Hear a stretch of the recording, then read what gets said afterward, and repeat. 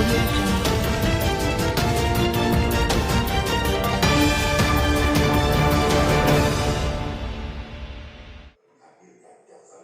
Sebagai solusi masalah hukum, supaya tidak sampai ke pengadilan, Jaksa Agung canangkan rumah restoratif justice. Hal itu merupakan upaya penegak hukum dalam memberikan solusi awal.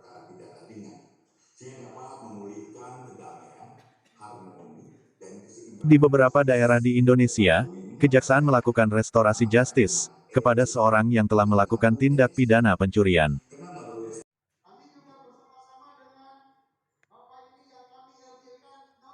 Solusi yang dihasilkan kedua belah pihak saling dapat menerima dan memaafkan.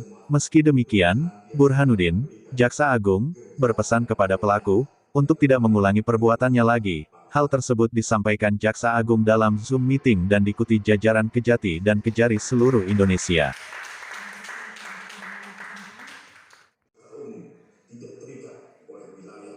Rencananya di Kabupaten Nganjuk, akan ada 3 titik rumah restoratif justice. Saat ini Kejari Nganjuk masih melakukan sosialisasi kepada masyarakat. Tia Listiana, PLH Kasipidum Kejari Nganjuk mengatakan, tidak semua masalah hukum dapat diselesaikan di rumah restoratif justice. Ada kriteria tersendiri seperti belum pernah melakukan tindak pidana, pidana ancaman di bawah 5 tahun, karena situasi sosial dan lain-lain. Ya, terima kasih. Kali ini dari Kejaksaan Agung itu membuka atau melaunching yang namanya rumah restoratif justice. Gitu. Tujuan dilaksanakan itu seperti apa, Mbak? Tujuannya itu adalah diupayakan nanti pada saat perkara itu diselesaikan dulu di rumah restoratif justice tersebut. Nanti dari Nganjuk itu akan kami tunjuk sekitar 2 atau 3 dusun itu yang akan kita jadikan kampung atau rumah restoratif justice itu. Kalau di Nganjuk sendiri apakah sudah melaksanakan restoratif justice itu sendiri? Kalau untuk kemarin baru sosialisasi, cuman untuk nanti pembukaannya kapan itu nanti akan kita tindak lanjuti selebihnya lagi. Tujuan daripada rumah restoratif justice sendiri seperti apa sebenarnya? Tadi diselesaikan dulu secara musyawarah. Berarti lebih mengutamakan dading, Mbak ya? Gimana? Lebih mengutamakan dading gitu ya daripada Iya, berperkara ya? betul. Tapi ya itu nanti ada syarat-syaratnya. Antara lain nanti tersangka itu baru pertama kali, kemudian kerugian juga tidak lebih dari 2.500.000. Atau kalau misalnya kerugian itu di atas 2.500.000 itu nanti untuk ancaman hukumannya tidak lebih dari 5 tahun.